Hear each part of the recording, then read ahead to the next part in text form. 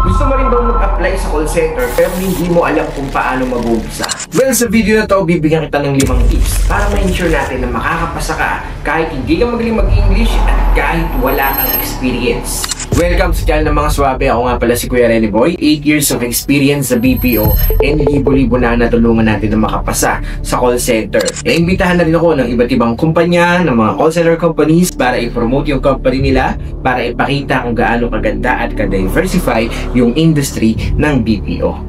Kaya kung bago ka lang sa channel ko at gusto mo rin ng mga ganitong uri ng content, don't forget to like this video at i-click ang subscribe button at yung notification bell para update ka palagi sa mga hiring, sa mga videos na ina-upload ni Kuya Renny. By the way, shoutout nga pala sa nanalo ng 500 Gcash sa nakaraang video ko. Kung gusto mo rin manalo, comment sa baba kung gaano ko promise si Kuya Renny. At syempre guys, make sure na matapos itong video na to dahil pamimigay ako ng Ulpo Ignite headphone pang work from home guys. Grabe, napakaganda nito. Premium to guys. Kaya kung ako sa inyo, tapusin itong video na to. Without further ado, let's get started. Thank you for calling customer service.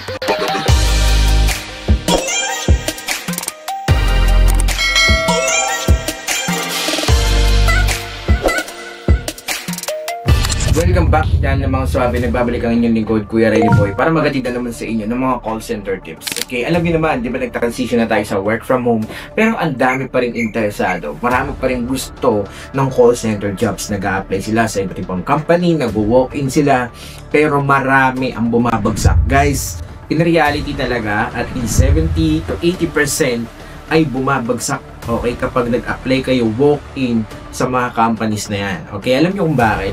Kasi on a daily basis, meron lang silang parang certain na parang quota kung ilan lang yung i-hire nila. I've been there. Okay, kumbaga marami na rin nung nakausap ng mga recruitment specialist, mga talent acquisition, and ganito talaga yung mga na-encounter nila. And kaya confident ako na nakakapagbigay ako ng tips bukod sa madami at libo-libo na tulungan ko maging call center agent is dahil marami akong nakakausap ng mga interviewers, mga TLs, mga managers. Kaya inaalam ko kung ano ba yung hinahanap nila sa mga aplikante. At dahil alam ko kung ano yung hinahanap nila, yun yung abangan nyo dito sa video na to.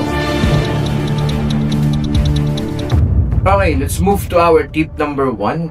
Paano makapasa sa call center kahit hindi ka magaling mag-English? Number 1 talaga guys is to improve your English communication skills. Okay? Guys, tandaan natin, magkaiba po yung marunong sa magaling. Ang importante guys, nandito tayo sa marunong. Kahit pa paano guys, dapat nakakapag-conversate tayo. Okay? Nakakapag-English tayo kahit pa paano. Okay? Yun kasi yung importante. Kasi dadaan tayo sa series of exams, sa mga evaluation, mga interviews, and kahit pa paano, yung mga interviewer is tumitingin po sila sa communication skills. Okay? Kasi guys, tatandaan natin, unang-una sa lahat, kapag nag-a-apply kayo sa BPO, kailangan po, ang puhunan dito ay English talaga. Okay, pero kung sasabihin ninyo na kailangan Kuya Renny Boy fluent, kailangan sobrang galing sa grammar, walang ganon, okay? I experienced that and nag-apply na ako sa iba't ibang call center companies. Hindi naman sila sobrang, may mga tao dito, may mga power tripper na sa recruitment. Sino naka-experience nun? Comment sa baba. Parang alam nyo yun, sobrang galing na galing sa sarili yung interviewer, mabaho lang rin naman tayo. So guys, kaya maraming nagbabiral yung mga videos ko dati. Yan yung mga payo ko sa mga newbies, sa mga applicants, para mawala yung kaba nila. Okay? Iisipin nyo palagi na kapag nasa interview kayo, kapwa Pinoy nyo lang rin yan. Okay? And mabaho lang rin yung tala niyan. Okay? Minsan guys, alam nyo ba yung mga interviewer, nako-conscious din sila sa grammar nila. Kasi baka mamaya, syempre, feeling natin, ang galing-galing ng mga interviewer na yan, sobrang solid ng English nila, sobrang consistent, diba? Pero di natin alam, araw-araw kasi nilang ginagawa yan. The series of questions that they are using during interviews is paulit-ulit lang. And kung magpapalit man sila ng strategy ng mga question na binabato during evaluation, guys, it takes months, diba? Matagal, weeks, bago nila palitan yan. Okay, so yung mga question and yung mga rebuttals and yung mga binabato nila mga follow-up question, paulit-ulit lang nilang ginagawa. Pero nyo guys, almost 8 hours a day ginagawa nila yun ng paulit-ulit. Kaya parang ang galing-galing nila. Isipin nyo lang rin guys, na average lang rin yung yung level of English communication skills nila para mawala yung kaba ninyo o yung daga nyo sa dip-dip nyo. Okay, ganun lang. Parang tropa lang kumbaga. So yun guys, iingatan din natin yung tono natin and then huwag tayo masyado mag-overshare. Okay? As long as relevant dun sa question niya at as long as nakuha natin yung thoughts. Okay, nandun yung thoughts. So sinasabi natin, alam niyo na, bakibagsa kayo. So tip number 2 tayo guys iwasan naman natin yung mga red flag. Speaking of oversharing, dun sa tip number 1 natin, you need to improve your English communication skills para kahit papano, di ba, nandun tayo sa part na marunong kahit hindi tayo magaling. Okay? Ang importante kasi nakakapag-English tayo kahit papano. And then tip number 2 natin is, eto na nga, iwasan natin yung mga red flag. Ano ba yung mga red flag? Katulad na sinabi ko kanina sa intro, di ba? May mga alam kasi si Kuya Renny Boy na sinasabi ng mga interviewer sa akin na, alam mo ba, ito yung nakakinig sa mga aplikasyon. Alam mo ba, Renny Boy? Kaya marami bumabagsak. Ganito kasi ginagawa nila. So at least, alam nyo na ngayon, iiwasan nyo na to. So red flag A natin, dinidisclose nila na engage sila sa ibang company or student pa sila. Okay, guys, tatandaan ninyo kapag nag-apply kayo sa BPO, they need your commitment 100%. Okay? So, kapag na-realize nila or naririnig nila sa mga applicants na nag-aaral pa ako, gusto ko tustusan yung, alam mo na, yung mga, ganyan, yung pangangailangan ko, kaya ako nag-working student. Kapag meron namang mga companies na matanggap ng part-time or ng mga working student, pero syempre, pag nag-apply kayo dun sa company na bawal ang mga part-time or yung mga student, syempre, huwag nyo i-disclose na yung student kayo. Not unless talagang i-reject or i-fail nila kayo, hindi na kayo papaabutin dun sa production floor. Red flag B, yun, yung mga over-talking, yung mga nag-overshare ng tungkol sa pamilya nila. During your interview, guys, ang tungkulin natin is para ipakita at i-flex yung communication skills natin. Sasabihin lang natin, guys, kailangan maging direct to the point tayo sa mga sagot natin. Huwag na tayong mag-overshare, huwag na tayong magkwento tungkol sa company na pinasukan natin noon, na ganito sila. Huwag guys, lalo na yung mga negative talking or yung mga negative o yung mga nagbabadmouth ka sa previous company mo, wag ninyong gagawin yan, guys. Pag na-feel ng interviewer na masyado kang maraming negativity or na-feel niya na parang, alam mo, binabadmouth mo yung company mo, nag-overshare ka tungkol sa pamilya mo, yung bayo mo ganito, yung balas mo ganito, yung mga hipo mo ganito. Guys, matik yan, hindi ka nila tatanggapin. Red flag C, kapag demanding ka. Okay, yan. Ayaw ng mga interviewers sa mga applicants na demanding. Okay, lalo na kung wala kang experience, wala ka pa masyadong knowledge when it comes to BPO. Pero nung tinanong ka, are you amenable to work in a graveyard shift? Gusto mo mid-shift ka lang? Gusto mo pang umaga ka? Ba, yung tipo nagde-demand na agad tayo kahit na although okay lang naman yun kung kailangan talaga natin. Pero guys, kung gusto niyo talaga makakuha ng experience at makapasok sa unang-unang BPO company na ina-apply ninyo, yes muna tayo ng yes. Okay lang tayo sa graveyard shift. Pero guys, kung meron tayong mga health problem or health condition, syempre, wag natin i-accept yun. For the sake na makakakuha tayo ng first BPO job natin, accept natin. Okay? Kung wala tayong experience, tapos lipat tayo sa ibang company kapag alam nyo na, established na kayo at kaya nyo nang mag-apply sa mas malaking sahod. Pwede naman yun, guys. Hindi naman talaga bawal yun. So, tip number 3 natin, medyo gasgas to, pero napaka-importante, guys. Research about the company. Okay, bakit nga ba kailangan natin mag-research about the company? For example, nag-apply kayo kay Concentrix, kay Alorica, kay TaskUs. Siyempre, tinatanong nila anong alam mo sa company namin, saan mo kami narinig, at saka ano yung mga core values ng company namin. Guys, kasi kadalasan tinatanong or sinasama sa interview yung mga core values. Okay, for example, Concentrix, one of their core values is integrity. Okay, tatanungin ka ng interviewer, what is integrity? In your own words, how do you define integrity?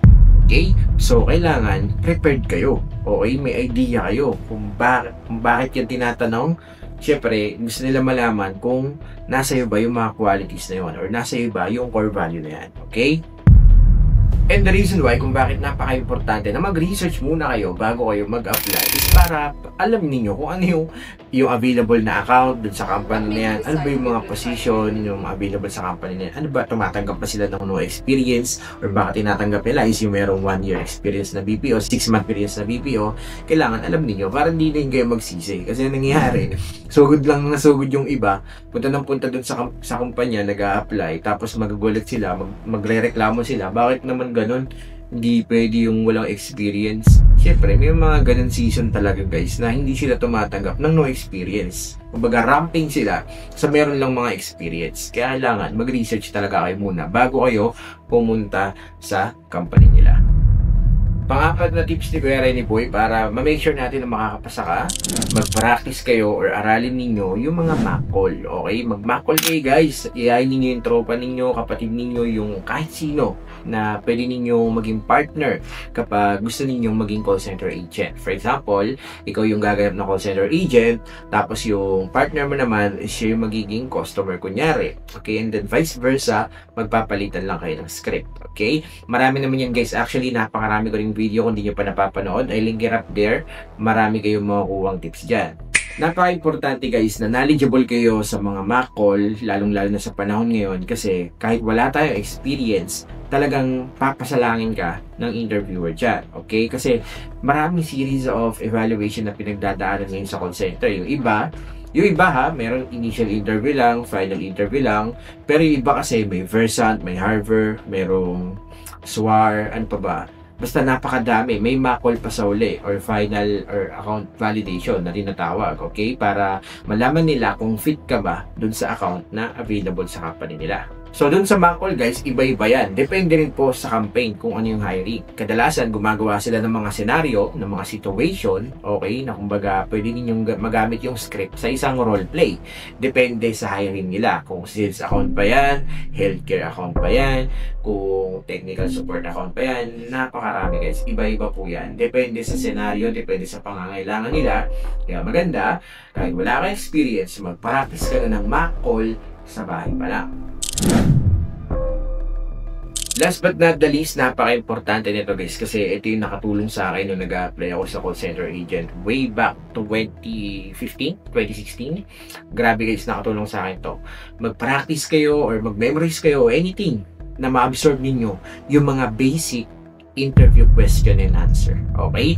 Sa tagal-tagal ko nang gumagawa ng content all about BPO, all about call centers, napakarami ko na pong sample videos kung paano kayo makakapasa sa initial interview, sa final interview, sa account validation, yung mga out of the box question, kung paano nyo malalampasan yan. Kasi iba-iba yan eh. May mga situational questions, may mga behavioral questions, halo-halo yan, okay? Pero syempre, depende sa company, depende sa account na ina-apply ninyo. Pero guys, I'm telling you, unahin nyo muna yung mga basic interview question and answer. Aralin niyo yung mga, can you tell me about yourself? Where are your strengths and weaknesses? Why did you choose your company? Why should we hire you? Why should we not hire you? Yan, aralin niyo yung mga questions na yun guys kasi sobrang makakatulong sa inyo kapag kahit paano meron na kayong pundasyon na pinaguhugutan. Kasi guys, kapag nag-apply kayo sa isang company, tumalo kayo sa, halimbawa di kayo nakapasa sa unang company, huwag niyo agad susukuan. Apply kayo sa iba't ibang call center companies and then ma-realize nyo na lang na, eto pala yung tinanong sa akin dun sa company A. So, siguro sa company B, eto yung itatanong sa akin. So, papracticing ko yan. Okay, ganun din. Sa company, hindi ako pumasa ulit sa company B. Apply ulit ako dun sa company C. So, sana makapasa. And doon, malay mo naman, tumaas na yung chance mo. Guys, I'm telling you, kahit ilang call center company pa yung apply ninyo, huwag ninyong sukuan. Kasi, hindi pwedeng hindi ka makakapasa. Ako guys, 8 times po ako nag-apply. 8 times din akong bumagsak bago ako tuluyang ma-hire sa first ever BPO company ko. And from construction worker, nag-shift ako sa pagiging call center agent hanggang sa nag-build ako ng community ko, and then marami tayo natulungan, and then nakapagtayo tayo ng call center training academy, and ngayon founder na po tayo ng Renaissance Company. And marami na po tayo natulungan maging virtual assistant, marami na rin tayo natulungan maging call center agent, and hopefully, ikaw na yung susunod. Tandaan mo, kung walang naniniwala sa'yo, si Kuya Renny Boy, naniniwala ako na makakapasa ka. Galingan mo, okay? Kaya, kung ano man sabihin ng ibang tao, mo sila pakinggan. Practice ka lang ng practice, apply ka lang ng apply. Hopefully, ikaw na yung makikita ko sa comment section. Thank you, Kuya Renny Boy. Nakapasa ako dahil sa video mo. So, tip number 1 natin, huwag niyong kakalimutan, improve your English communication skills. Hindi kailangan na magaling. Ang importante, marunong. Okay? At para maging marunong kayo sa English, you need to practice every day. At least 60 to 70% of your daily routine. Isama ninyo yung English. Manood kayo ng mga podcast na mayroong English speaker. Magbasa kayo ng mga books. Kahit hindi yung buong libro, kahit guys yung mga summary lang, yung mga apps katulad ng Headway, yan, yung mga learnings, yung mga vocabulary, kapag dumami yan sa isip ninyo, mas magiging confident kayo na makipag-usap in English. And every time you are facing the interviewer, mas magiging confident kayo na nabigkasin yung mga words. Yung tipong mawawala yung hesitant ninyo na hindi kayo magiging skeptical sa pagbanggit ng gatong word kasi sure na sure kayo na nasa tamang grammar kayo. Yun lang naman yung importante dyan guys. Kapag praktisado ka, kapag meron kang baong bala, kapag alam mo, bago ka sumabak sa gera, dapat talaga is handa po tayo. And bago ko tapos itong video na to, para manalo ng Coolpo Ignite headphone guys na merong AI noise cancelling, napaka-solid na ito guys. Alam niyo naman sa mga ibang videos ko, kung hindi nyo pa napapanood, puntahan nyo na lang. Sobrang quality nito guys at sobrang professional ng tunog ng boses ninyo. Para manalo guys, napakasimple lang. Puntahan nyo lang yung bagong FB page ko. Comment lang kayo dyan sa isa sa mga post ko dyan. At syempre dapat naka-follow at share. Kapag nagawa nyo na yung lahat, comment sa baba ng hashtag CoolpoPH. Okay? Kapag nagawa nyo na yung lahat, comment sa baba ng hashtag CoolpoPH. Okay? So yun lang guys. Shoutout sa lahat na nagpapa-shoutout. God bless us all.